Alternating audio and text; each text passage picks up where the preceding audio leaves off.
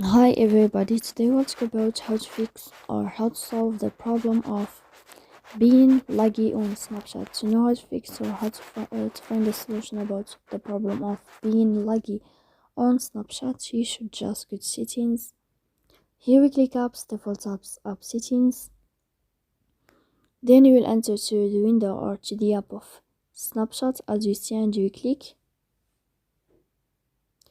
Here in this page of app info, you click on first stop and you click OK. Then we'll enter to the window of storage. Here we click clear cache.